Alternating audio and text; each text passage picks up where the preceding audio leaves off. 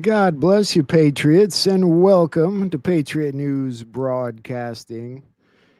Tonight I know the world is mourning Charlie Kirk, but we will be taking a look at election integrity tonight.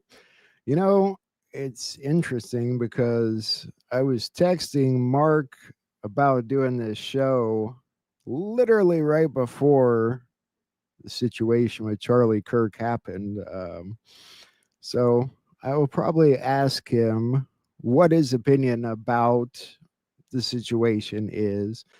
Other than that, we're going to move on to how we can fix our election problem. And, it's not just an American issue. It's an issue that's affecting nations all over the world. And people like Mark Cook are the people with the answer, I believe. So once he gets here, that's what we will be talking about. Good to see you, Chris, Lorraine. Glad to have you guys here. Hope you've had a good weekend so far. I know it's just about over. Got pretty warm last night where I'm at. Got pretty toasty again. But, these creepy spiders, they're coming. They think it's fall, I guess. I don't know. I watched a video earlier about the Charlie Kirk thing, about the guy who was in the audience. It was, cheering as it was happening. And I swear he looks exactly like a guy who did a video setting up a vigil for Charlie Kirk. So I don't know, still some confusing times out there, but same day voting is possible and best practice. You guys are older than me, most of you, all of you, I think, and you're from a generation that I'd say you did things. You voted and you knew who your president was before the day was over, right? It was pretty simple. That's how I even remember it, and I'm not that old. So looks like we got Mark coming in here. Welcome, Howdy. Mark. God bless Howdy. you, sir. Hope you had a good weekend. It's good to get you back here. Yeah, you too. Glad to be back. Sorry it took me a couple minutes here. Of course, my laptop freaked out, and I almost thought, well, I better restart it, but I figured I'd give it one more chance. So it's in a delicate state right now. It's working. I can't get my other screens working, but that's okay. That's why I got a black background right now. Yeah, my Wi-Fi is even kind of acting up today, but that's how it seems to go. It's good. It's good enough to be here with you right now. Yeah, I'm really, really glad to have you. I know the audience is glad to have you, and I apologize how we met last time and the circumstances of it, and I wish we had gotten to talk about it a little bit more. But you're here now, and we get a It's all good. I was really praying that we'd have a good discussion last time, and unfortunately, uh, that did not happen. well. Exactly what I was worried about is exactly what happened, sadly. You handled yourself well. You did really good, and I wish I had known that I could mute microphones and stuff like that. We might have had a little longer discussion. Possibly, Yeah. possibly. Well, that's right. Sometimes if you just let people talk, they give you a gift also. So All right. there's a lot of stuff that's being exposed in our lives. There's so much that people haven't seen, that they aren't aware of, they don't see clearly. There's just so much deception out there.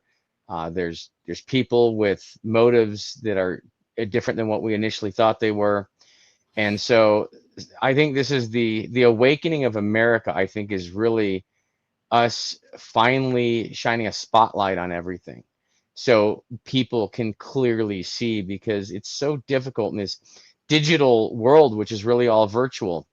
It's very difficult to have good discernment. When you're sitting there talking to someone face to face and you can look at them right in their eyes, you gain so much more information, and you get so much more of an accurate feeling idea of whether this person is being honest and truthful, and who you are interacting with, the soul that's right next to you you're interacting with. And there's a lot of cues that we don't even notice, but our bodies do, our brains do, our senses do. And when we're in this digital world like we are here, you don't get any of that. Literally, you get, I think the cues we get are, you can hear people's voice, and you can hear different nuances in their voice, and you can look at facial expressions and maybe some eye movements. But that special connection, that soul to soul connection that you have in the physical domain, you can't recreate it in this digital domain. So it's difficult missing that, unfortunately. Absolutely, that's very real. I'm big in the communication world, and it's just you lose out on that. And I think a lot of people say stuff online they wouldn't say if these people were all in a room together. I think it would be a whole different conversation. Yes, a lot of people, certainly, I bet probably 90% of people say things online that they would never say directly in front of a person, because they feel this lack of connection is kind of a shield for them. It shields them from accountability when you're in this digital realm here, and it gives people, I think, courage to do things that they wouldn't normally do because they know they're not right. Um, it shields accountability, I guess. Accountability and responsibility, when you have this virtual interface you have with people. It's, part of it's kind of fake, and when you're right there in front of someone, I think a lot of stuff changes. So I wish we had more in-person communications. I think that would be great, but obviously, we have a lot of distance involved, and if we just Right. had to deal with the people that are within our close proximity, we wouldn't meet all the amazing people that are around this planet and be able to have these types of conversations. So there's drawbacks and benefits to it as well. Yeah, absolutely. I think I was texting you about this show right before Charlie Kirk got killed. What do you think of that situation and what's going on, the back and forth online? uh, it it's difficult. I was right there, not physically present when it happened, but I was sitting there on my computer. I was at a little cafe at this truck stop I happened to be staying at as I was traveling through this county, and I was there having a meeting that morning, and then I figured I'd just stay and work for a couple hours before I hit the road that afternoon for another presentation. And I saw a text message come in. I looked down and said, "What?" And I hit refresh on X, and then I saw all the posts coming in. And of course, I've got friends that are very close. I had a close friend that was actually there physically. In fact, Wow. he was just on stage 5 minutes prior to that happening, standing side by side, Charlie. And to see all that was absolutely almost like it wasn't even real, at first. And then realizing the extent of it, and then praying to God that God stepped in and did something to protect Charlie and his family and all those people and all those poor kids that had to witness that. And that's going to be with every one of those kids that were there physically. It's going to be with them for the rest of their life. That incident just completely impacted their souls for permanently. And so I was thinking about all of that, just rush of feeling. I wanted to burst out in tears, but I had so much rushing in all at once, and I was trying to figure out what was going on. And um, I just kind of sat there in a daze, and I heard people in the diner that I was at, other people heard about it. And I heard one gentleman that was up at the bar in the diner, and I heard him throw some very loud expletives out, and I knew exactly what he had just seen. And I mean, this man, he was so angry. He was ready to go out and take care of business right then. I had to calm him down. I brought him over to the table. I sat him down. He had just seen the news from, I think, from a text message or something. So I brought him down next to my computer, and I showed him what was going on, and we sat and talked. And so I met a patriot there, and then another patriot said something. I heard chatter around the diner, and everyone was talking about it. So I was sharing news with them, so they kind of knew what was going on. And we sat there and just figured out how we were all gonna try to process and deal with it. But I look at, out now we're a couple days past. Um, well, actually, while I was still there that day, I remember President Trump put out that statement, after a couple hours later, and said that he ordered all flags to fly half-mast, until Sunday. And I looked out the window and I saw a flag, right out there. And I walked up to the bar area and I asked who the owner was, and they pointed out the owner. And I went up to the owner and said, "Hey," and they're all patriots, small business. Um, just good people. And I said, President Trump just put out a statement asking for all flags to be flown at half mast. And they pointed me to this older gentleman at the side of the bar. And he said, "That's your man." And I went up to him, and he said, "Well, I can help you with it." I said, "Do you know how to take the flag down and bring it down to half mast?" He said, "Well, I ought to. I built that flagpole." And I said, "Okay." And very old. I mean, probably late 80s. Hard time getting off the stool, hard time walking, and he was off immediately to go take care of business. And I said, "Well, I'm going to come help you." So I left my stuff there and I followed him outside. We both walked out to the flagpole. He asked me what I was doing in town. I told him I was on this mission to try to help my country. He was a veteran. He showed me his hat and he said, "Take a look at this." And it had, veteran across the top there. And I said, I'm proud to be able to do this. He said, "Absolutely." He said he had trouble reaching up, and I said, "No, I'll take care of it, sir. No problem." So we walked over to the flagpole, undid it, lowered it down halfway. I tied it, secured it again, and we walked back and talked about the country and the state of things. And he just was so sad for his country. He'd fought for his country, for our freedoms, and he was so sad that he was watching the country fail. He thought it was over. He thought that this was it. And I told him, it ain't, it ain't over till the fat lady sings. And there are a lot of Americans here. We're fighting. We will save our country. I told him, you served in one capacity. There are others of us now that are stepping up to serve in a different capacity. This type of war looks very different, but it's a psychological and digital war, and we're not going to let her go. I said, "I will fight to my very last breath." And he shook my hand, and he went back inside. I went back inside, and I sat down, worked for a bit, and then went and did a couple presentations. I'll tell you what, I have not yet since that day had a dry eye day yet. Every day I just mourn, not just for not for Charlie. Of course, Charlie is on to his next mission, but I mourn for all the people affected by his loss. Right. That gets me, and his family, his wife, their kids, to have to see that, to grow up without their wonderful, wonderful father. That hurts. That hurts a whole lot. But to watch the disgustingness, I didn't expect this. I expected, everyone to be shocked about it, and everyone to be kind of on the people. The other side will say, I expected them just to be quiet.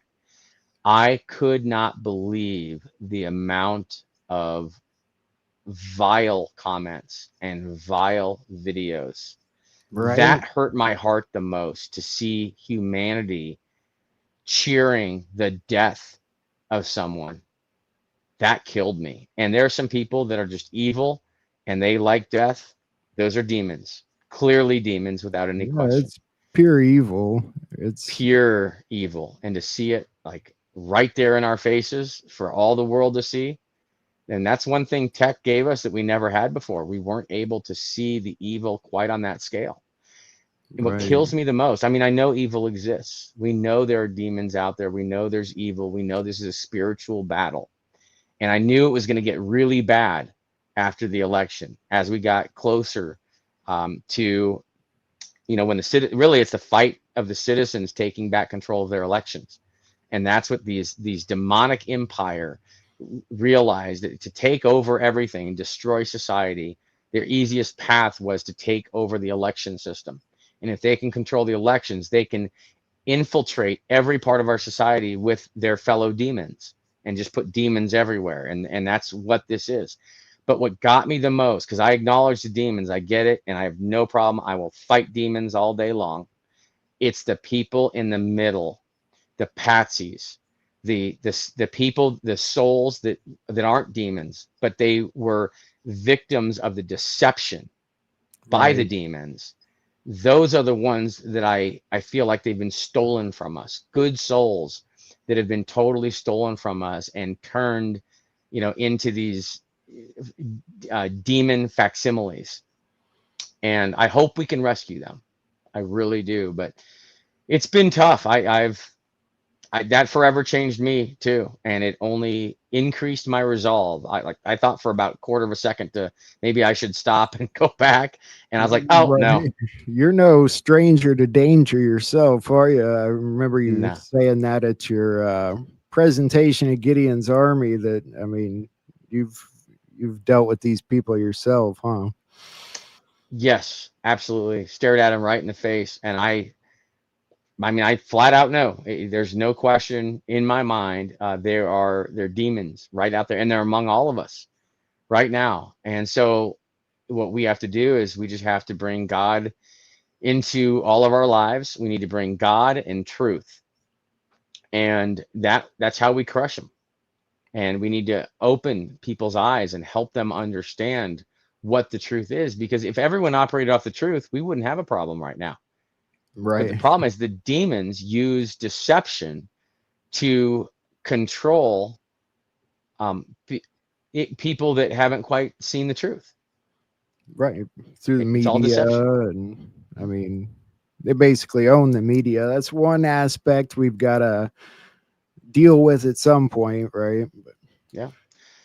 Of course, they took over the media, right? Because if you control the media, if you control what people see, you can control what they think, and then you can control what they do. So taking over the media is just part of enslaving the citizens. And that's exactly what happened. Not just mainstream media, but social media as well.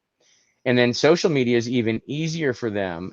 It's actually more efficient because they can, through algorithmic manipulation, they can control what people see, and they can control what certain people see, and they can watch their progress, and then they can adjust their individual algorithms. Everyone's got an algorithm or multiple algorithms associated with them and their identity.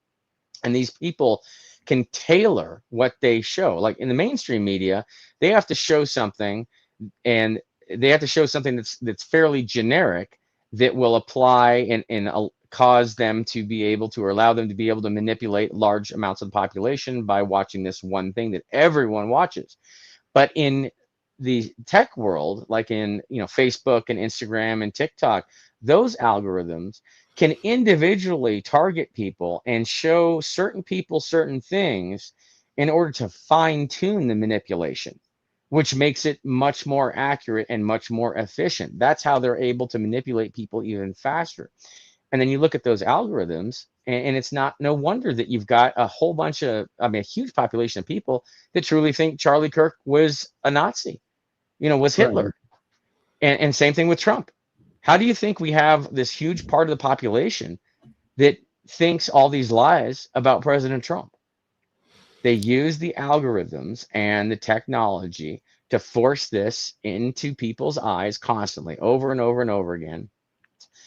And they use a concept of synaptic plasticity, which is you show someone something or multiple times, or let them hear something multiple times. Eventually what happens is those pathways start to solidify in their brain. Whether or not they think it's true or not, it just becomes truth to them if they just hear it enough times. Right. It's crazy, man. And so I thank you for doing what you do, because if it wasn't for people bringing true media, like honest openness, discussion, and helping people see something that's different than that thing that just keeps getting repeated over and over and over again, uh, I don't think we'd ever get out of this. So we need you, and we need you to have a big voice, and we need many more of you doing the same thing.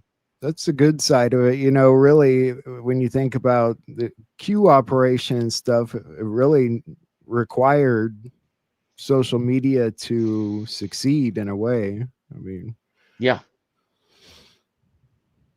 absolutely. What are your thoughts? I mean, you sat, in a totally different angle, looking at, the Charlie Kirk thing. Did you see it, online right away? Do you hear about later? What have you seen in the people you've interacted with, and what are your thoughts?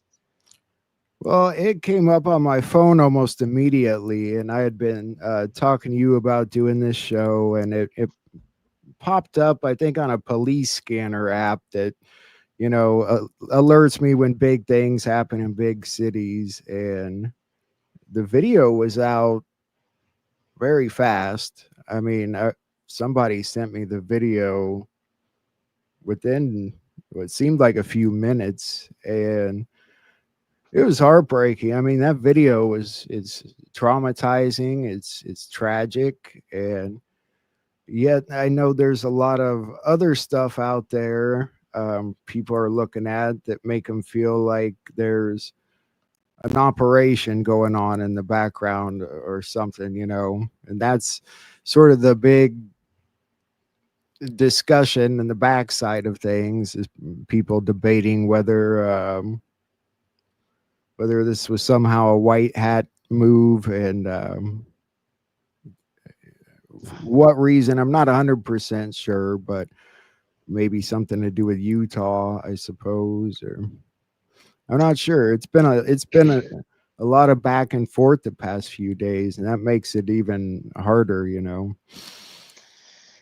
Absolutely. So we've got the truth, then we've got lies that people purposely put out to confuse, and Right. then we've got just people scrambling to try to make sense of something. And so many people are so paranoid in this environment.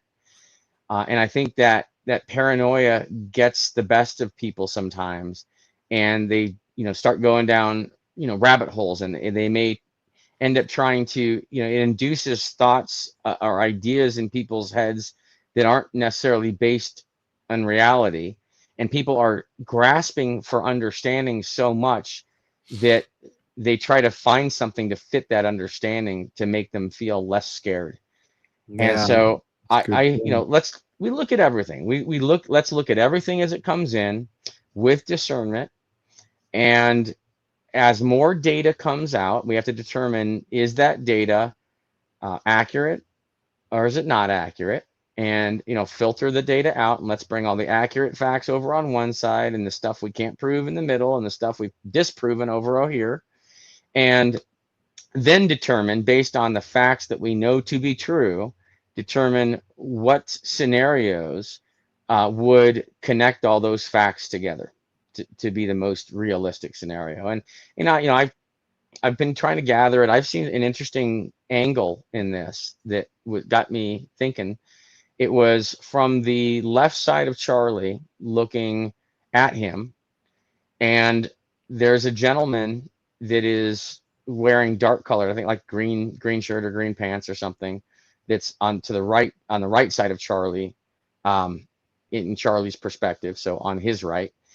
And you can kind of see some weirdness there from him. And I zoomed in and I went frame by frame, and it certainly looks like he had something under his hand, like arm folded over. And right at that moment that it happened, everyone else turns their head and looks at Charlie, but he just kept staring straight forward. And then, after a little bit, he just steps straight back and then eventually turns his head. But it was odd that this whole thing happens and he doesn't turn that way. And then you can see he moves something in his hand. He moves down, and then he backs up and turns. I don't know what that is, but I'll tell you, there's so many weird things that go on. And, of course, it could just be exactly as what they're saying, some crazed lone or maybe with some conspiracy of some sort, but some individual fired, shot and made it happen.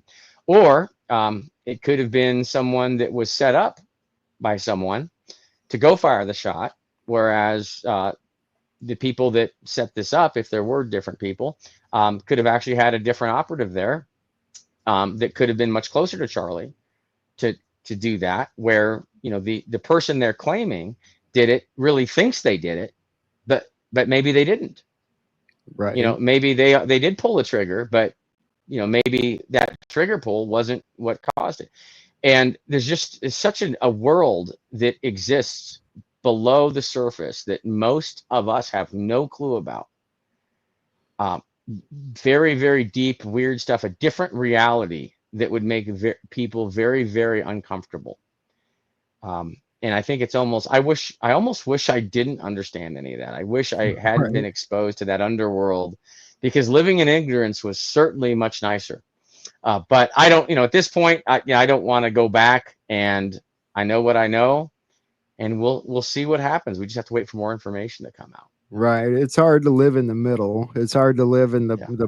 the place we're at in this purgatory of waiting for the facts, But I either way, I think it's structured how it is for a reason, and I wonder if we pick things apart way too much. Yeah, we do. People do, because they want an answer. They want Yeah. to figure it out. And there's a lot of people out there that just want to be the first to figure something out as well. Right. And there's a lot of opportunists out there, and a lot of people are scared. There's a massive amount of our population. We're all living in fear. All of us are living in so much more fear now than we were 10, 15 years ago. It's just constant bombarded fear, and that messes you up. And Yeah. that messes up a society, and then everyone's on edge and everyone's freaking out. And that's what if the people that truly want to destroy our country and take everything over, they would love nothing more than for all of us to be fighting with each other, and all of us living in a state of fear, and then people doing things out of fear that would further cause divides and hurt, and etc.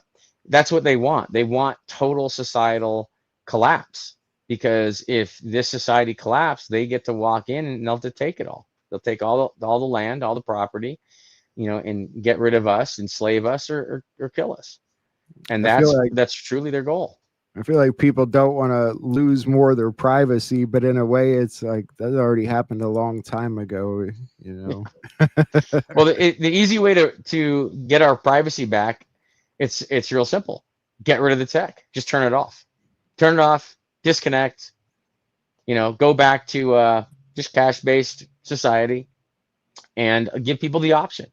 I hate tech, and it kills me to see people saying, "Well, this is just the way it is. It's never going to go back. It's always going to be like this, and it's just going to get worse. And there's nothing that can stop AI and all this stuff." I'm like, "Are you crazy? At any point, any of us could just turn all this crap off, and we could go work on our farm and grow our food, and and never even use electricity. We could easily do that at any point. Nothing's stopping us from doing that, other than the will to do it." And so I hope people realize that our lives don't have to be completely engulfed by technology. You don't have to let tech run your life. You don't have to let these corporations run your life. Think about what life really is, and what it means, what the purpose is, what you want to get out of life, and what you want to do in your life for others. Think about what that is, and just focus on that. Don't just assume there's no way to stop AI. That's crazy, and no way to stop tech. I think a lot of this, I saw this a couple of years ago. So I mentor a bunch of college kids, 100 of them, and I've been doing this for years and years and years, decades. And they're so tech addicted.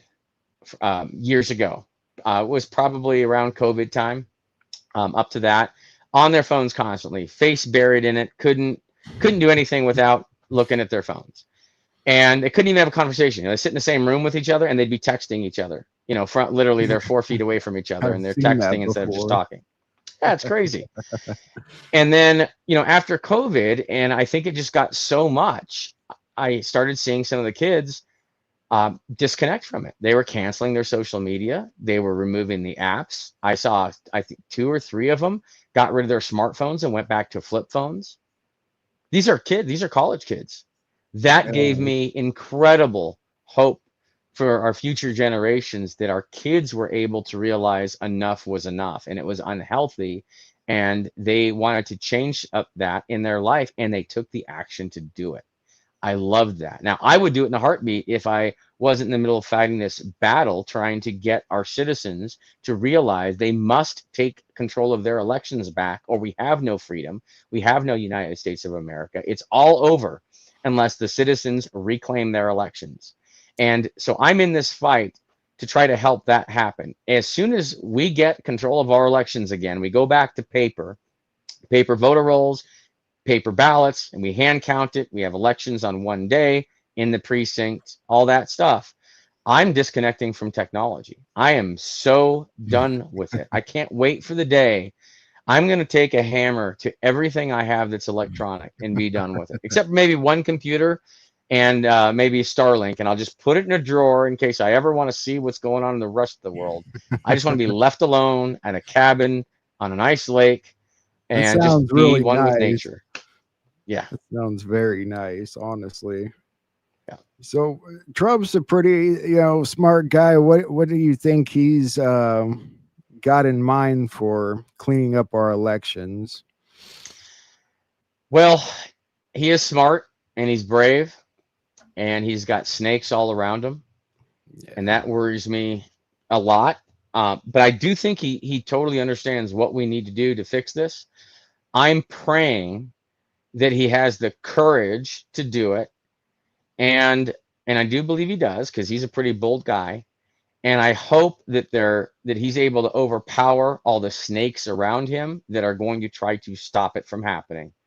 But what must happen is he must make a statement through executive orders, however he needs to do it. And statement's important as well. And one that is not just to Republicans, not just to the MAGA base, whatever that is, but one that is he needs to speak to the citizens of the United States of America and just tell them, listen, this country belongs to you. It belongs to all of us. We are all citizens of this country. And elections also belong to the citizens of the country. And for years, corporations and parts of your government, your servants, have been running your own elections.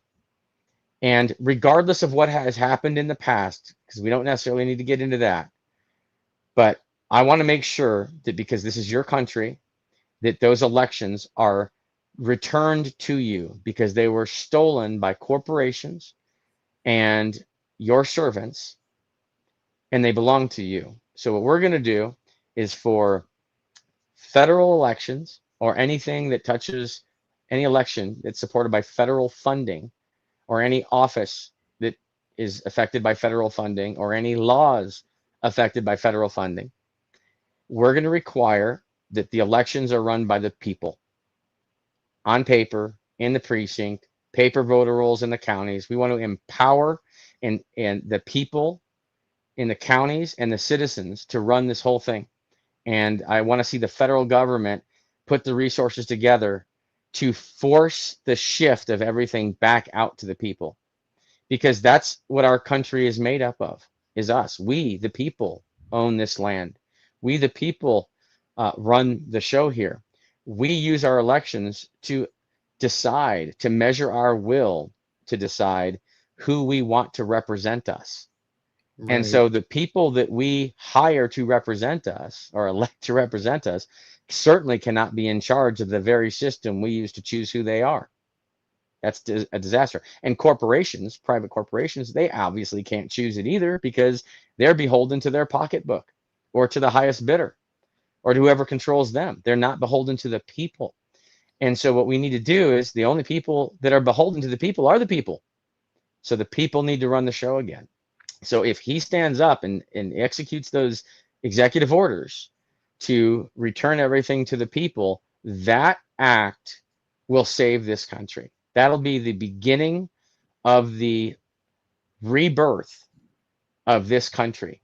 If he does not do it, or is stopped somehow, I think this great experiment in self-governance will come to an end.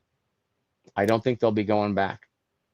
Can he stop mail-in ballots? Does he have the power to do that, or is that still a state up to the states? Well, I believe as the commander in chief, and since we do have an elections national state of emergency right now, and we really do. There's no Right. question about it. We have a massive elections national state of emergency because our elections control our safety as a country. They control the budgets. They control parts of our government, um, all of our military. All comes down to our elections. It's the root of everything. So therefore, if he would declare that elections national state of emergency, I think he absolutely can um, force elections to be run in a secure fashion to guarantee that the will of the people is 100% verifiably reflected in those elections. And one of those things would be getting rid of mail in ballots. We should have limited absentee ballots for our military or anyone that can prove necessity, but the mass mail ballots has to go. That's why they brought COVID out, obviously, was to force mail-in ballots everywhere in order to manipulate elections enough to counter the huge amount of support that conservatives had on the ballot. And they Yeah, needed mail-in ballots to do it. here in Illinois, they send them to everybody, even if you didn't Yeah. request them. You Yep. know. In a lot of states they do, and they do that in order to manipulate them. And they hide behind making it convenient for people and increasing accessibility. Well, if we increase accessibility to everyone, that means we're increasing accessibility to bad actors as well. And if we're increasing convenience to people, well, we're increasing convenience to bad actors. And so every illegitimate ballot that gets in that system disenfranchises one of us. So what idiot would make it easier for people to vote if it makes it even easier for bad actors to disenfranchise their votes? I mean, it's idiotic. It doesn't make any logical sense. Right. Obviously, we have to have a system that only allows legitimate, eligible ballots through, period. We cannot have a system that allows even one ineligible ballot through. And then once we have that system, then we make it accessible to everyone. But we have to have a secure system at the core, and we don't have one right now. Right. Yeah, I think that's one of the biggest things that Trump's working on, though. Election security, fixing the monetary system, that kind of stuff. It sounds like it's some of his top priorities, and He's done a great job. it affects the whole world too Mhm. because they're pretty much under the same system, right? They are, but Trump is, it's clearly America first. And I think he's right on target with what he's doing. He's got our best interest at heart, which is exactly what you'd want your president to have. And Absolutely. the people that are arguing his policies, they just don't understand. They have a very surface level understanding of things, and they don't quite see the big picture. And they're freaking out for nothing. I mean, literally, this guy was our president for 4 years. If you take BLM and Antifa riots and COVID out of the picture, which were all out of his control, they were all created, manufactured by bad actors to screw us up. Take that out and look at what he did. We were we were doing amazing as a country. Everything was getting better in our country during that time, and they Yeah. had to sabotage him. And to sabotage him, they destroy these people, ruined the lives of the American citizens. They completely ruined this country during that time, and they've been constantly attempting to continue that.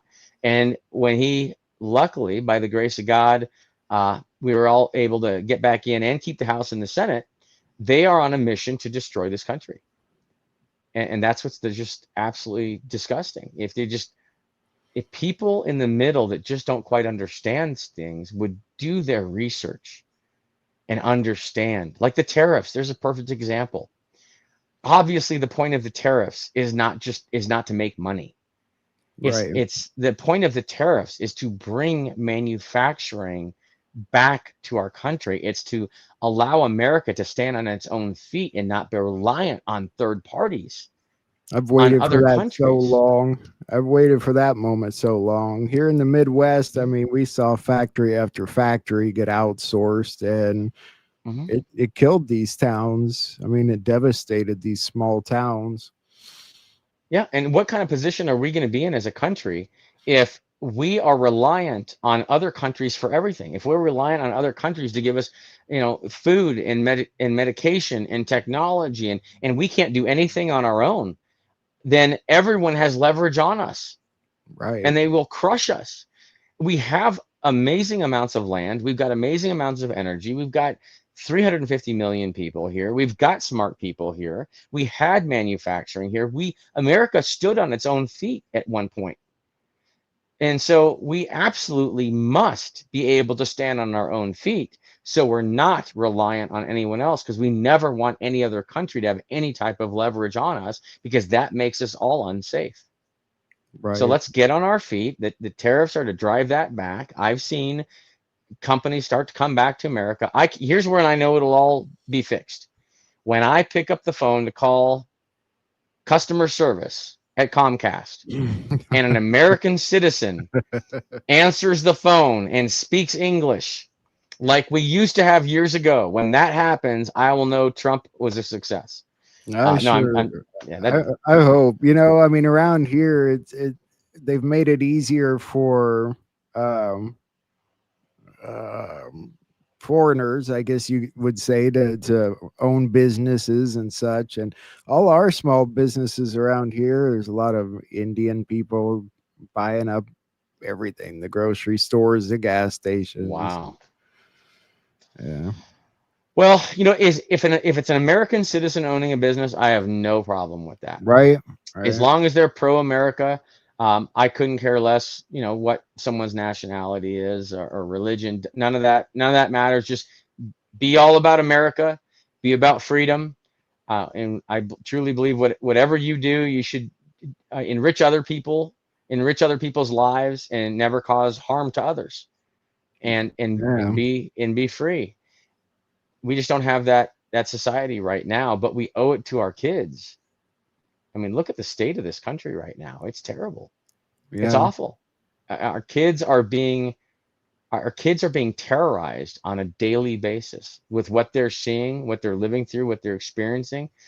The day that happened to Charlie, on 9/10, within an hour, I think, hour or so, there was a shooting at a school in Colorado, at a Yep. high school. A Yep. 16-year-old kid walked into his own high school and opened fire. And that high school was my high school. No kidding. Wow. I went to Evergreen High School. And seeing those pictures, I mean, I parked in that lot, I walked in that building, I was in all those classrooms looking at that video. And, Evergreen's a small mountain community, small mountain town. And to see that happen right there, I mean, it doesn't get a whole lot more real. And also, in case anyone didn't know, South Park, um, Trey and Matt, they went to Evergreen High as well. Nice. They were a year older than me.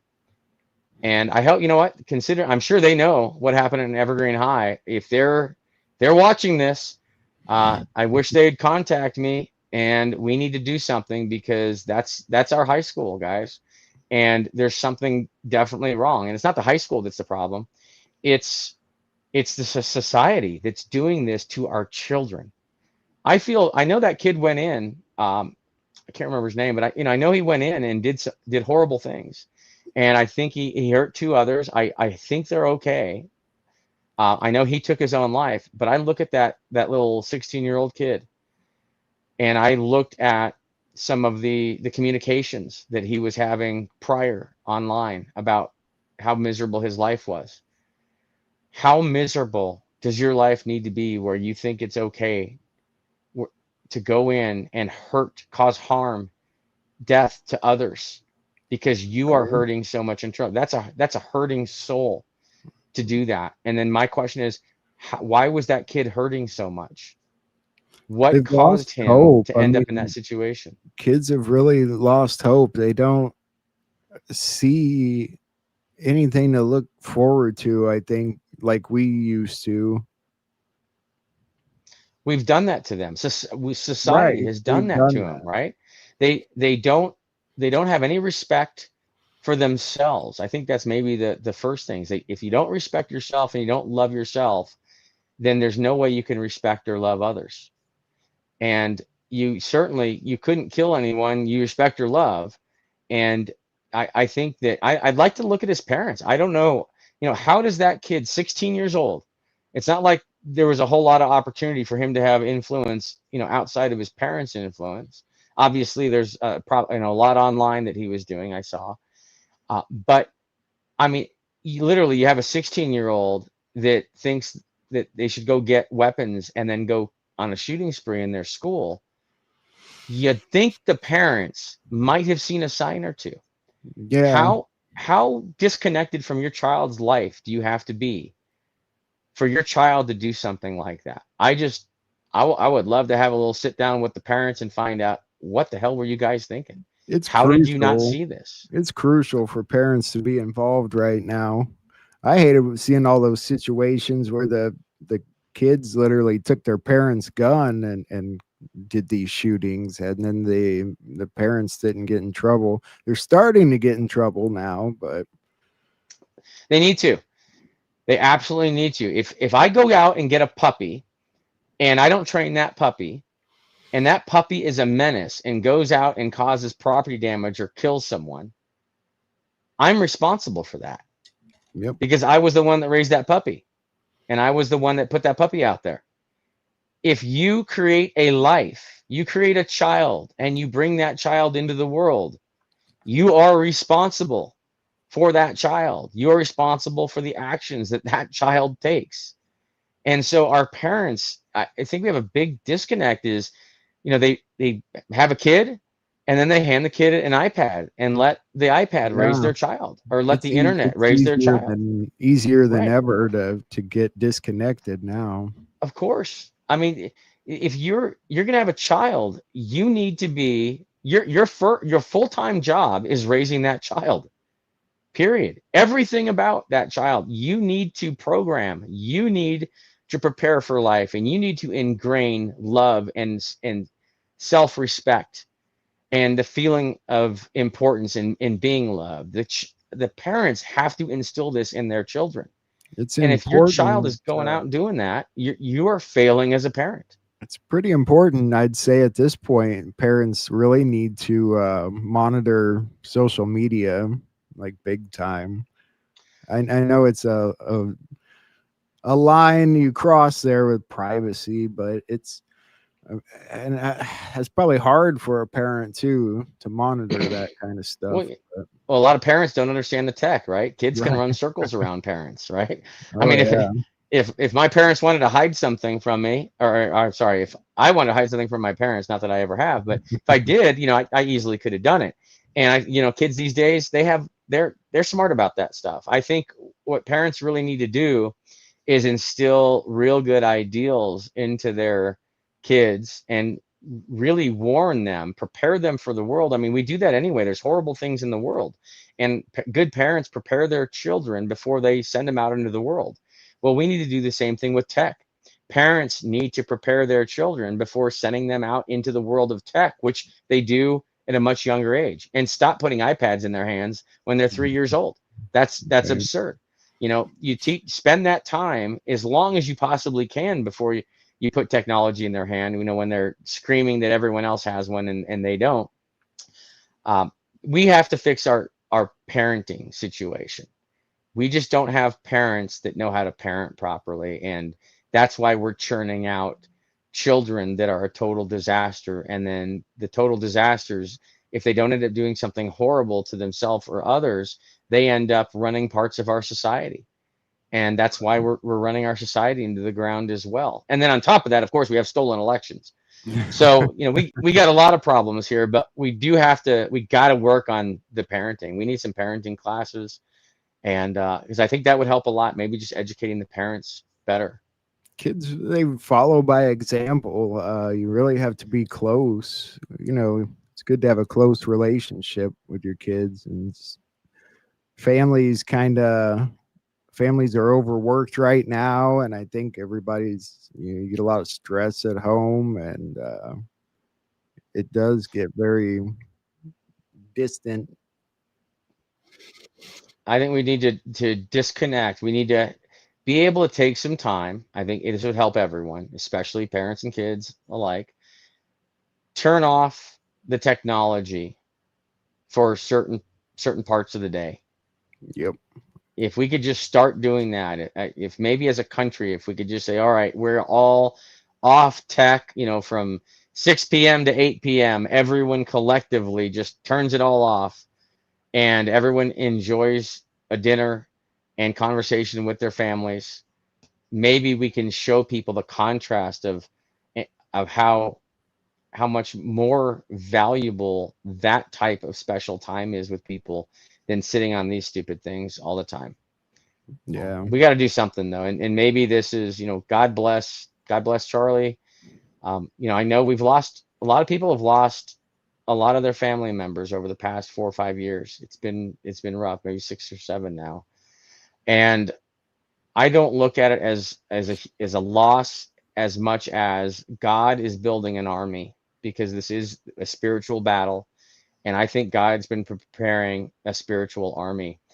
And I'll tell you, I thought about Charlie and thought about him, heading on up there. God just got a general. That's what God Charlie just got for that Charlie army. knew how to reach people that I didn't think it was possible to reach. I didn't think it was possible to get that age group involved in this political atmosphere. Well, I don't even know if he talked politics all that much. I saw him Right. talk about, God and Right. right and wrong and the issues that were troubling the kids that he was having those discussions with, and the fact that he was perfectly happy to talk to anyone about any issue, even people that felt completely the opposite. He was still able to have a brilliant conversation, and he always reached the people that he talked with, even those that were jerks and acted like asses. uh, that even something he said, got through to them, even though they may have not admitted it. They left afterward and thought about that experience. He touched people's souls, um, everyone that he talked to. And He always had an answer too. Always. he's Yeah. freaking brilliant guy, absolutely brilliant, incredibly gifted, incredibly just a good person. Not perfect, no one is, but man, he was pretty darn high up on that scale, wasn't he? And Yeah.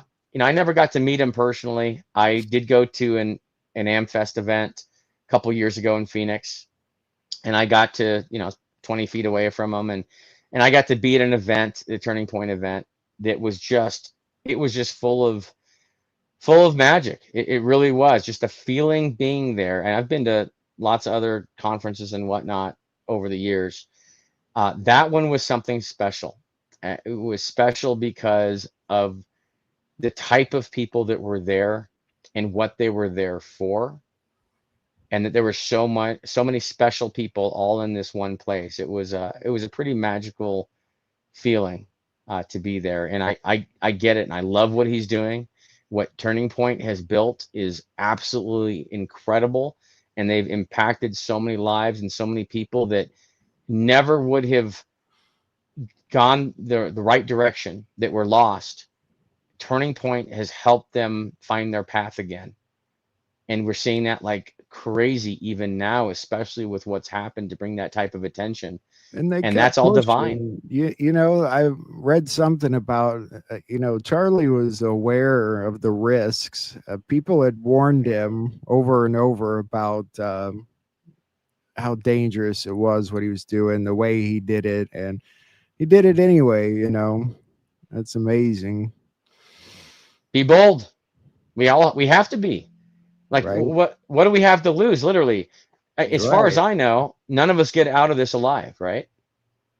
Yeah. So if If none of you us get out of alive, why don't we make the best of it and leave this place in the best possible position we can. If we all put the effort into doing that, we will create greatness.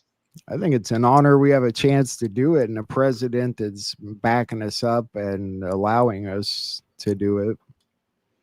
And a president that God has, I'm fairly certain, intervened to ensure is still in that position, to Yeah, do that. And we've got to, and let's shine a light on all these demons that are out there that have been operating in the darkness to erode the fabric of our society. What we need to do is shine a big fat spotlight on them. They hate the spotlight, and they wither away when they see it. And it helps other people see the contrast and see the truth. In fact, look at what just happened. Look at all the vile comments we saw in the vile videos. right. What happened is people that were even on the left that finally saw that when the spotlight was shined on it, they were finally able to see it clearly enough that they realigned their path. That's what we need to do. We need more of that. That's an Absolutely. incredible thing we can get out of this situation, is a revival of our country. And so I'm going to do everything I can. I'm probably going to piss a lot of people off, as I'm sure I have over the years. And I hate to tell you, it's only going to get worse for you. I will expose every single demon I come across with a big flashlight, big spotlight, and I'm going to blast it all over, because truth and light is how we fix all of this. Amen to that, right? Yep. Oh, Tina Peters. You think Tina Peters is gonna get a break anytime soon? Well, that's a God thing. Yeah, And I know that God's not going to abandon her, and we're not going to abandon her. So eventually, yes, the right thing will happen with Tina. I hope she gets out very, very soon. She shouldn't be where she's at. She's got an appeal coming up. If this is adjudicated fairly, which we will make sure that it is, then she's going to be just fine because she didn't do anything wrong. She exposed the demons, and the demons didn't like it too much. And the demons, to control the exposure, had to try to silence her. And so they put her in a cage. They literally put her in a cage to keep her from talking.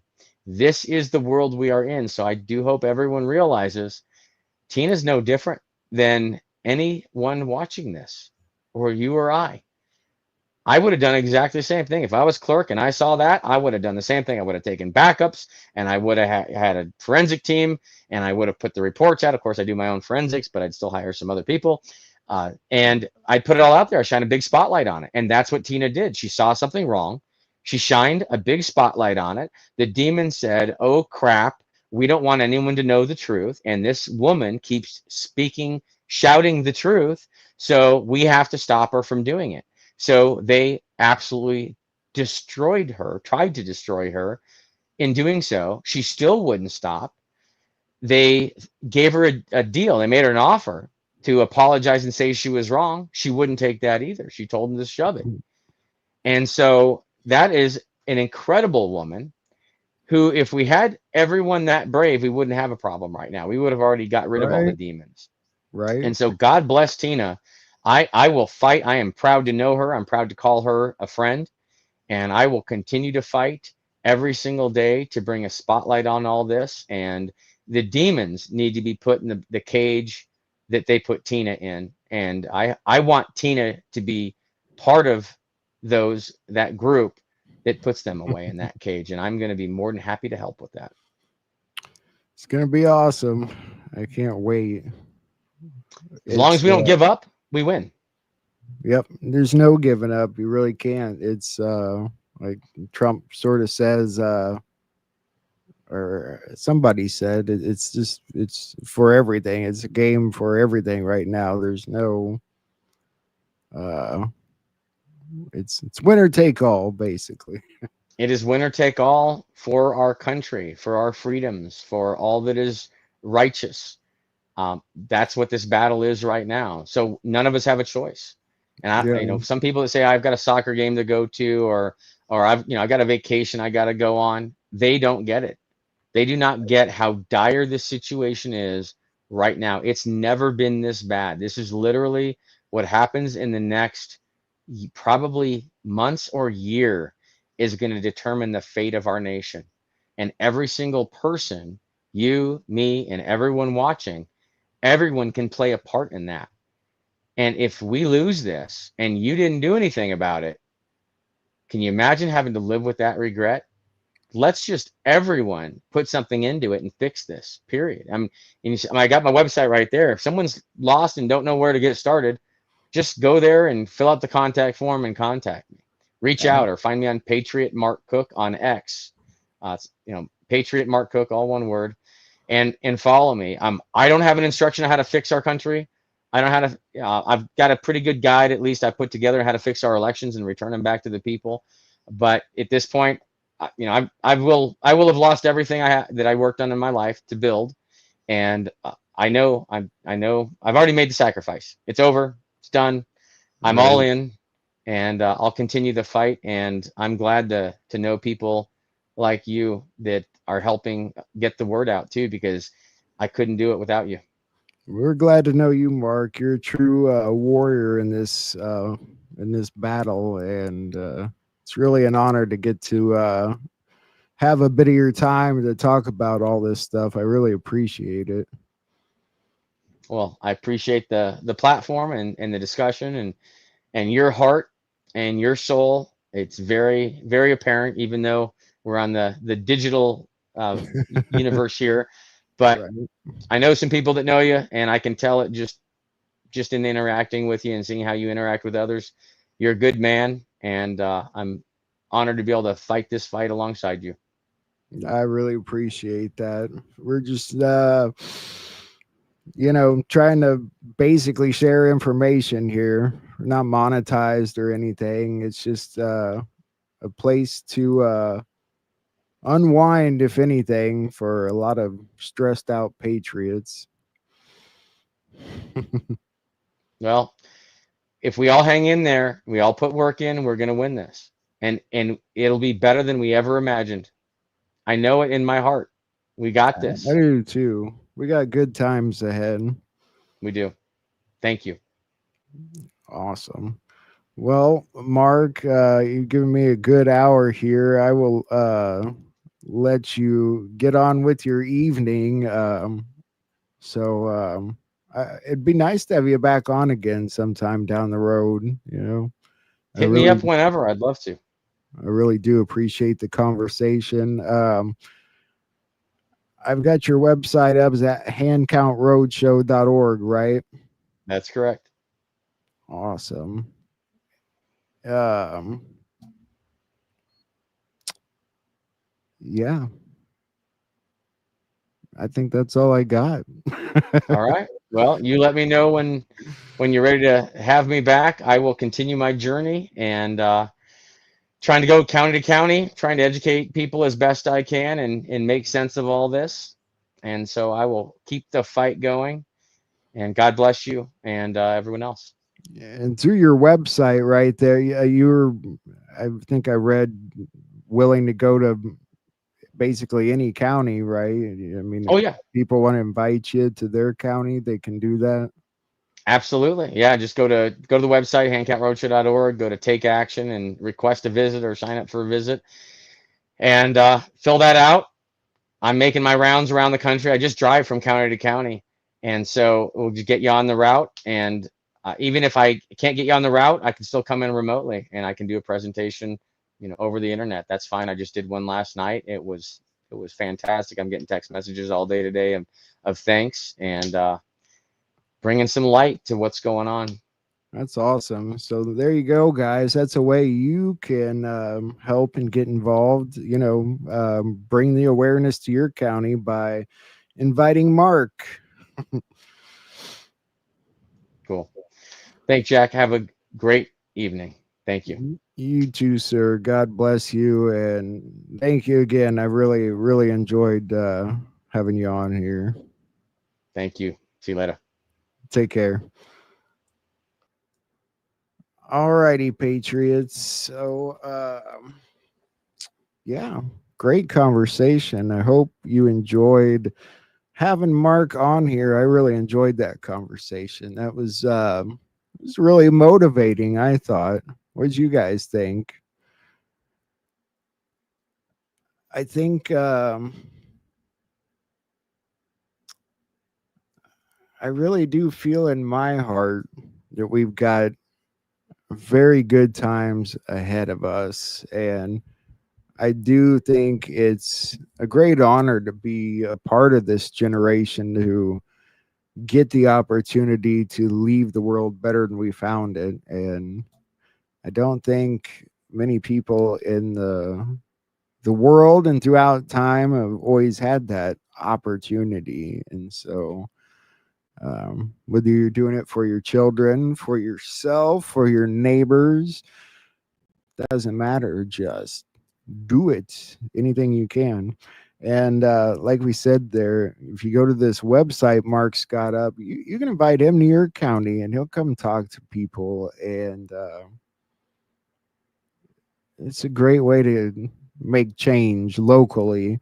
And that's exactly where all this has to start. If all else fails in the world, the internet goes, the power goes, all that stuff, you've got your neighbors, you've got your community, and that really means everything. And I know people get really distant, um, and have gotten very distant in that sense because of social media, basically. And sometimes it's better to just turn it off and go for a walk. Go out there and meet your neighbors. Go out and say hi to people and get a feel for them. You really have to. I know people get to a point where they like, it seems like people hate their neighbors or something. I don't know where we got to that point in the world, but I think there was a day where people relied on each other and enjoyed each other's company and time. And I'm really glad Mark talked about that because I think we were even talking about that here the other day, just the value of having an actual face to face conversation with a person rather than this, you know, computer screen stuff. Time out. I'm not sure what you mean, Michelle. So I hope you guys enjoyed everything. I know it's a little different, like doing interviews, a little different from our typical shows, but I really enjoy it. I think it's very important, all this, and for what I do with my show, it does not get near as much noticed as some patriot content, and really the fault is with me because I've crammed a lot into these and kind of overdo it in a sense. But I know some people have enjoyed that, and others probably find it irritating. It's important to me that people learn from these shows, and I know that's hard to do with the way we do things. So I hope to change some things up here, um, shorten the shows a little bit, make them shareable, stuff like that. So, but I do love seeing you guys every night.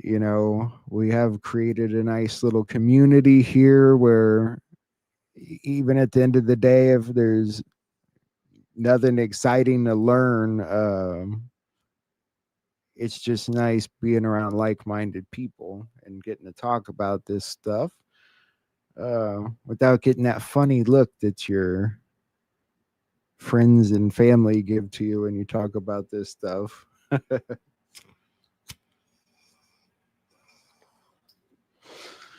Nonetheless, election integrity, as you know, is top of the goalpost for Trump. I mean, it's um, something he's going to change one way or the other. Hi, Stacy. I love Texas. Yeah, I'm never going to stop pushing. And it's good to hear people like Mark say the same thing. They're never going to stop pushing. And that's what we need. You can do that locally too.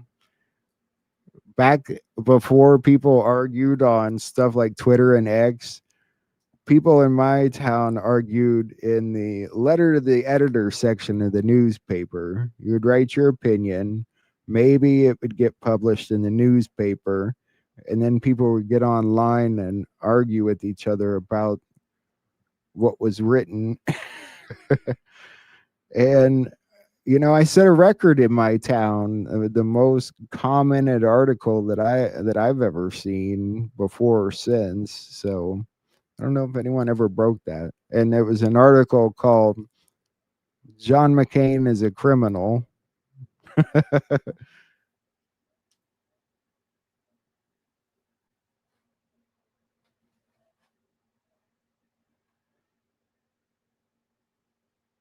Heard something weird in my room.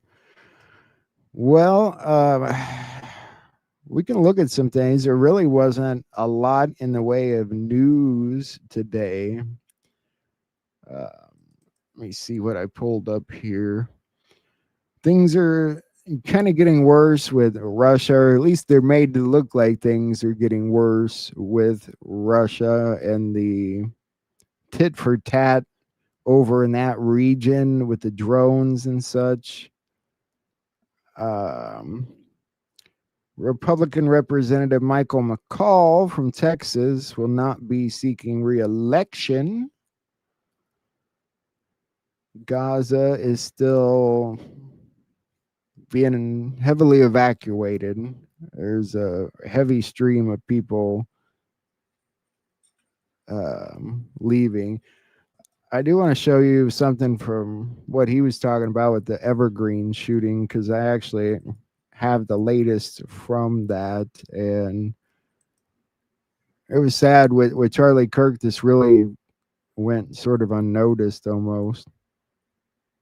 Teenager who shot two students at Evergreen High left behind an extensive online profile. His social media presence showed fascination with mass killers and other troubling posts. The Anti-Defamation League sent out an extensive list of details showing a troubled online history. Kevin Vaughn from 9 News Investigates has been sorting through this afternoon. He joins us now. Walk us through what you've learned so far, Kevin. Well, Jenny and Alex, this young man did have a widespread presence on a number of social media platforms, some of them very disturbing. According to the ADL, long before Wednesday's shootings, this young man developed a deep fascination with other mass shooters. That included 2 teens who murdered a dozen students and a teacher and wounded more than 20 others in 1999 at Columbine High. The ADL's report also said he had expressed neo-Nazi views and was active on a violent gore site. He also commented on a forum dedicated to gore about other mass shootings, such as the one at Parkland, Florida in 2018.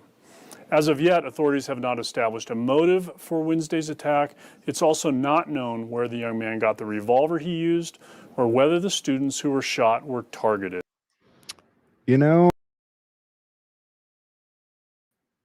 I was shocked. Here in my little Midwestern town, we got about a population of about 18,000. Illinois is made to be where it's difficult to get a gun. You have to get cleared by the state police for a FOID card, and they'll take it away for a number of reasons.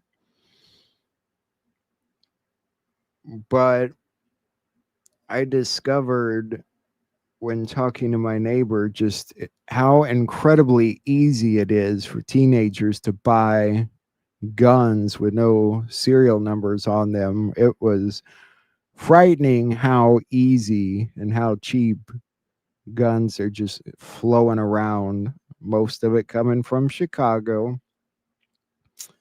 And I just couldn't believe it. And I seen a lot of it. It's not good. It's not how society's supposed to be. It shouldn't be so easy for these children to get weapons. And like Mark was saying, the state of mind that they're actually in to go that far to bring a gun to school and harm innocent people and then want to harm yourself, it's a sickness that's inundated our society so much that people have become numb to it, very numb. And as for Charlie, you know, we can think what we want about it, whether you want to believe it happened, didn't happen, it doesn't matter. As far as society is concerned right now at the moment, it happened, and it's what people need to realize, I suppose. There's a purpose to the things that Trump does. And God, there was something else I wanted to show you guys. It was important, I thought. See if I can find it.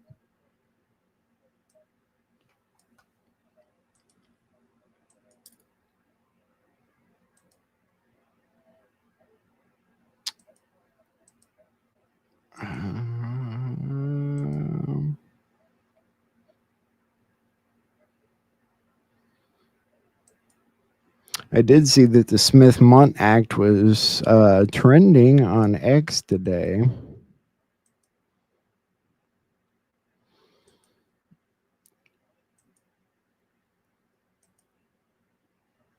It is pretty vile that we live in a world where this kind of stuff's allowed. T-shirts like this. And I can't believe how quick they went out and got these printed up and made. That's a sickness.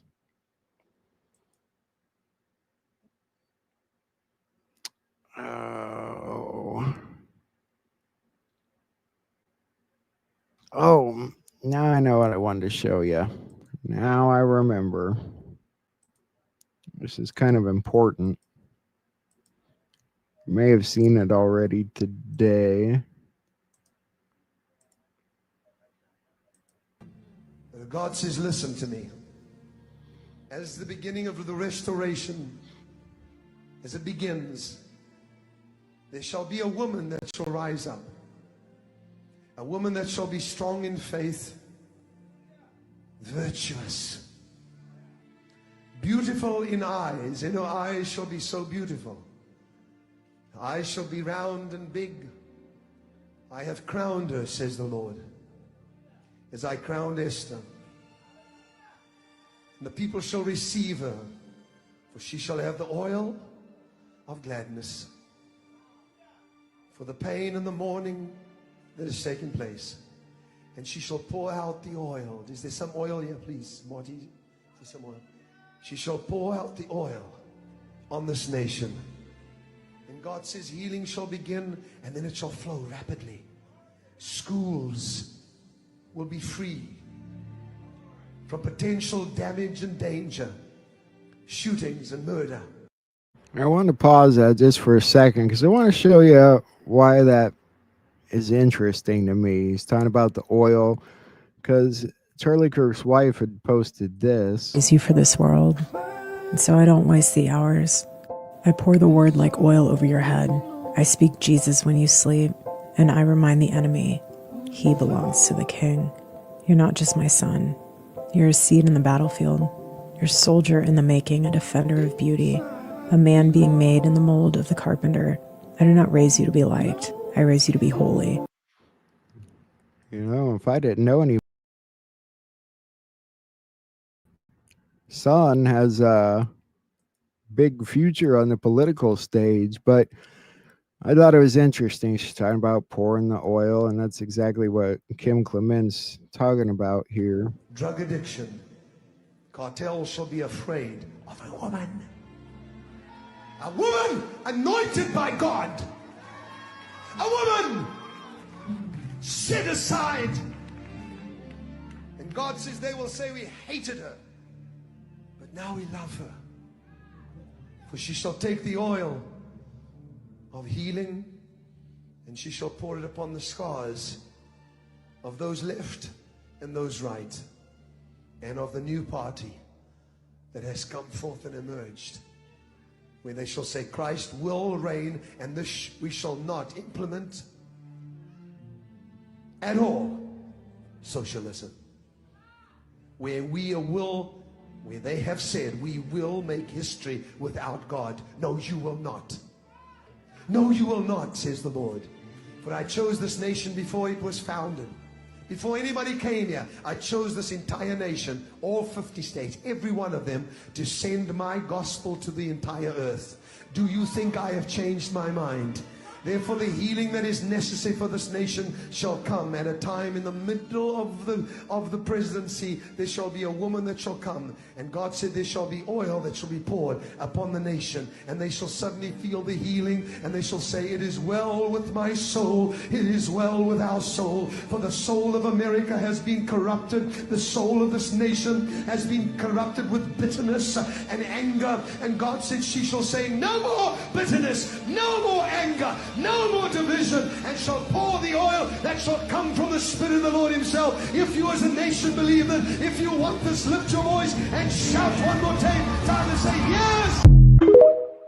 I don't know if he's talking about her there or not, but it's exciting what he's talking about. He's talking about a new party emerging. Can you imagine that? A party emerged from the remnants of the left and the right, and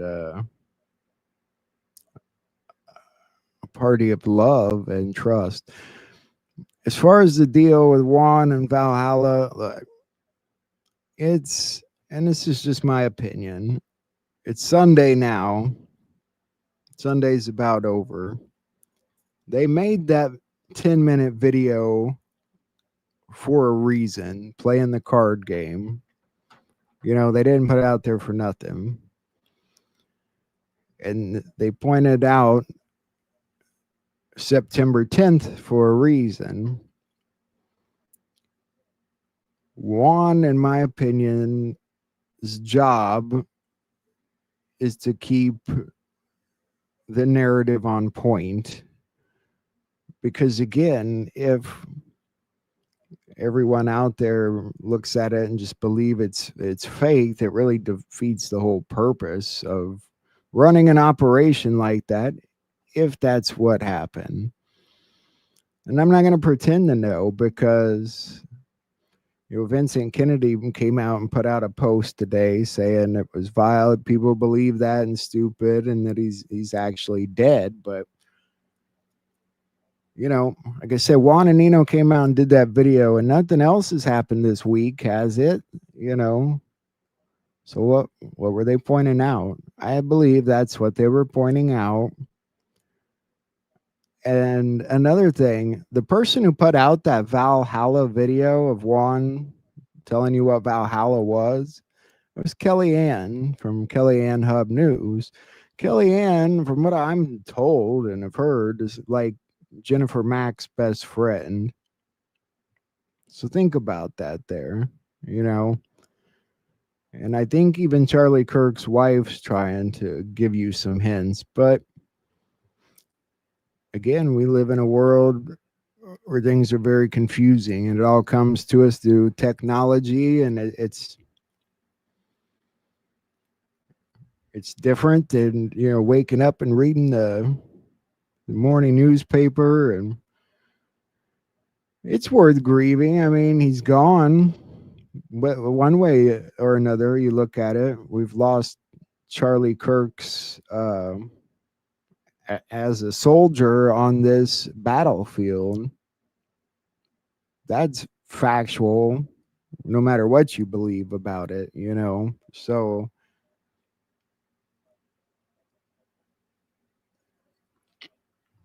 and Charlie Kirk really did have a gift at reaching an age group that I didn't think cared about politics. When I was that age, I was deeply involved in caring about politics, but so much changed with COVID and Biden, and that just the infighting. I really didn't know what the younger age group thought, and they don't exist on this channel. So seeing Charlie out there going from college campus to college campus, getting through to these kids, and he really could answer anything you threw at him. And that's talented to be able to do that. And you guys can do that too. Um, when you have conversations with your family, your neighbors, the people that all think you're crazy, figure out how to get to them. You know how to get to them. You don't have to push. You don't have to argue. You don't have to fight. You don't have to be hateful at all. You certainly don't have to let them lower your level of positivity, but you can get through to people and teach the people around you. And the more that this stuff comes out and becomes visible, and stuff like the Charlie Kirk incident, I mean, they're going to come to you and start asking you questions more and more, because they're going to remember having these conversations with you. That's what I try and do, Posty. I'm not involved on that level of it. What I'm doing here is, I'm not bound by any agreements or paperwork or time in the military or anything. My heart's desire is to see the media change, to see it go down and be fixed completely. And in that fight, you have to tell the truth to the best of your abilities. You guys are grown-ups here. You're patriots. You've been around this long enough now that I don't feel like you're all going to freak out on me and abandon me if you don't agree with my opinion on something like Charlie Kirk. So, and that's what we have to do. We have to be able to get along. That's what we were talking about the other day. The people that were arguing on social media, if you put them in a room together and didn't tell them who each other was, they probably wouldn't even know that they were the people that they were just arguing with online. It's a different thing when you're speaking to someone energy to energy, and you can see what kind of energy they put off and what kind of person they are. It's very different. But again, it's, social media has played its role. We couldn't have really won back our country without it. And it is nice to get to talk to people around the world. I've met a lot of great people all over the place, and they're just like me and you. They just want to see people love each other and see the world fixed, see the evil go away. So I'm confident we're going to do it. And, there may be a bigger battle behind the scenes at the end of it all. God may very well be preparing us for a grand battle between good and evil. So now, more so than ever in our lives, it's important to be the best person we can be, the best Christian we could be, the best patriot we can be. We need to do that now more than ever. So set a good example for the people around you. Think about the things you do a little more. I've been thinking about it a lot lately, especially since getting baptized. I think very closely about everything I do anymore. You got to stay connected. Stay connected to God. Stay connected to the world. Stay connected to each other. We'll get through this. With that, Patriots, I think that is all we're going to look at tonight. Let me see if there's any other news worth talking about. Marco Rubio still in Israel, trying to fix that situation. I do want to point something out. There was a video again earlier where somebody was talking about the guy in the crowd that was cheering after this happened. And I swear this is the same guy, but I could be wrong. It's undeniable right now. All of us can feel it. Social media feeds are being blasted with the propagation of the gospel. John 12 says, unless a seed falls to the ground, when it dies, it will produce a harvest. And I'm telling you, I saw the harvest last night in Tulsa, Oklahoma. An arena was full of people turning their hearts to Jesus. It was so powerful. And we're going to do it again tonight in Thousand Oaks. I'm going to be with my friend Rob McCoy, Charlie's pastor, as we worship together at God Speak Church at 6 p.m. The same place where I've been many times with Charlie before. We're going to do it again, and we're going to remember his life and legacy. And then tomorrow, we're going to be in our nation's.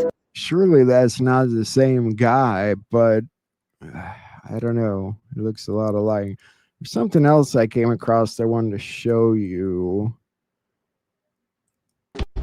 Charlie Kirk is dead, and it exposed something vile and horrifying that I want to share with you right now, just kind of candidly. He was murdered while he's speaking in public to a group of college kids. And there's one part of this that I think should horrify you to the deepest parts of your very soul. Instead of a universal outrage, instead of every decent person saying this is insane and this is wrong, the internet seemingly lit up with these celebrations and cheers and memes and people actually laughing and celebrating the murder of a man because he wore a different political jersey. So let that sink in for a second. And I don't think any of this is about Charlie Kirk, the person. And I don't think it's about whether you liked him or hated him or didn't even care. I think it's about the fact that political murder is somehow just another headline nowadays. And we scroll right past it. There is a whole new low for where we could go. And you have people online cheering like it's their team winning a Super Bowl. And what you're seeing is an evil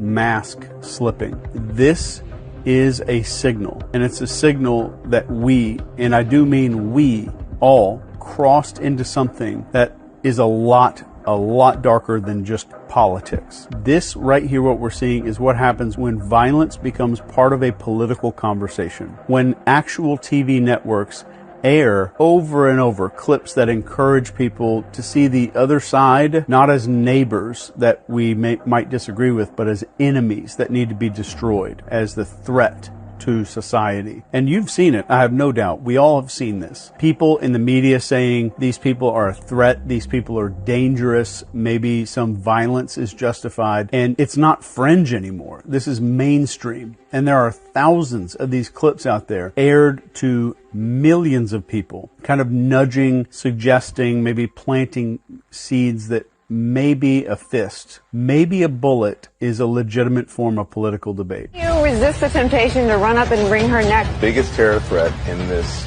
country. I'd like to punch him in the face. I said if we were in high school, I'd take him behind the gym and beat the hell out of him. Punch some people in the face! When was the last time an actor assassinated a president? They're still going to have to go out and put a bullet in Donald Trump, and that's a fact.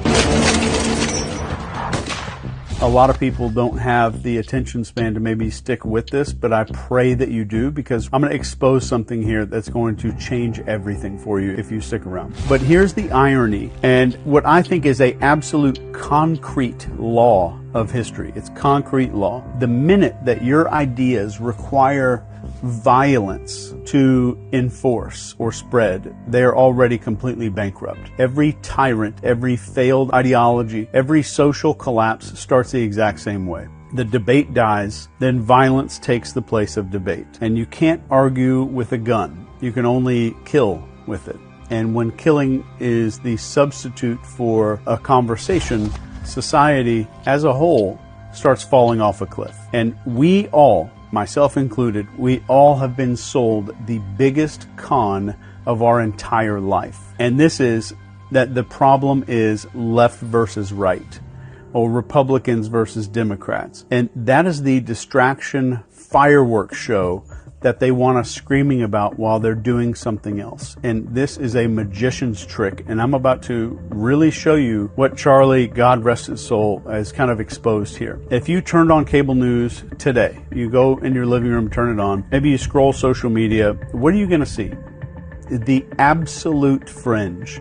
They're going to show you the loudest, dumbest, most cartoonish people from the other side blasted in your face 24/7. You're not being shown your neighbor or your coworker or the mom next door who votes differently. You're being shown a bunch of... So I know you guys get this concept. I just wanted to point out that it really isn't left versus right. You use terms like the lefties, the normies, whatever. Those are the divisions that they push. We've got to break those barriers sooner or later. You're right about that, Marilyn. You're right about that. I think I had a couple more quick things to show you. I don't remember what these are. I'm just going to kind of show them to you on the way out here. But I really appreciate you guys hanging out tonight and joining us for the Mark Cook interview. Share it if you get a chance. I really would like people to see it. This is something I think people need to see. It was motivating. It was really positive, and I think that's something people really need right now. So share the episode. I'll be on again tomorrow, doing our usual thing, and yeah, we'll see where the world's starting out next week. It was a rough week for the country. It's been a rough week for the world. It's been a rough week for everybody. So thank you, Tressa. Mark's a really good guy. I really enjoyed having him on here. So it'd be really nice to have him back in the future. I'm big into communications, you know. My degree was in comm studies, and aside from the radio, TV, broadcasting side part of it, I really enjoyed mass communications and learning the theory behind it, and et cetera, argumentation, persuasion, debate. It's fun stuff. It's the most important thing in the world. Communication's the key to everything. So I do very much enjoy talking about this stuff. I'd really like to get Dr. Jan back on here, and talk some psychology with her. I took a lot of psychology, and it really all ties in together. It's the state of the nation, and we're going to fix it. We are going to fix it. So I'm out of here, Patriots. Much love and God bless you. I'm going to play a little video on the way out. So love you guys. Sounds good, Chris. Thank you.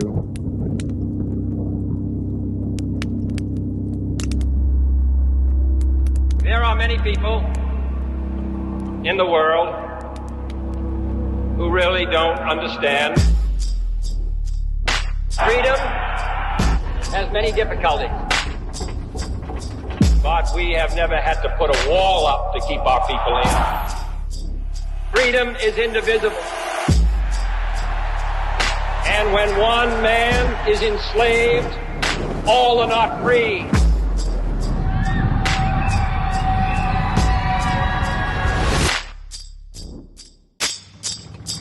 Modern war has become a struggle for men's minds as well as for their bodies.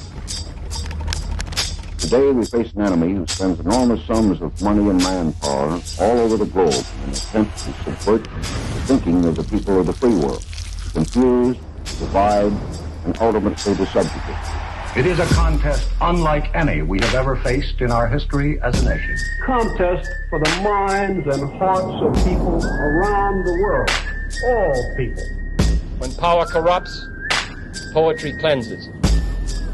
We must never forget that art is not a form of propaganda. It is a form of truth.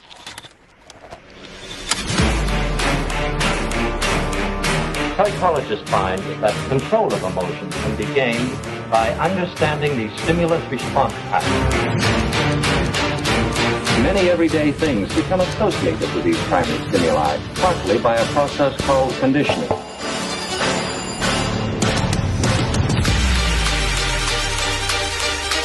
It's a strange, shadowy world. The doctored photograph, the misquotation, the insinuation, and the lie.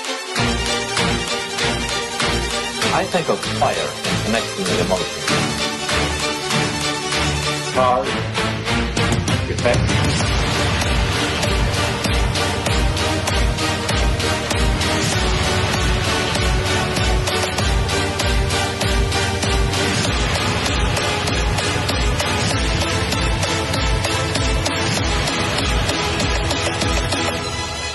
You've got to get a hold of yourself.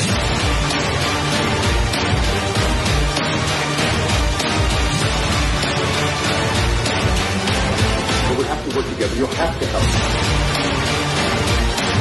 We'll light our country and all who serve it. And the glow from that fire can truly light the world.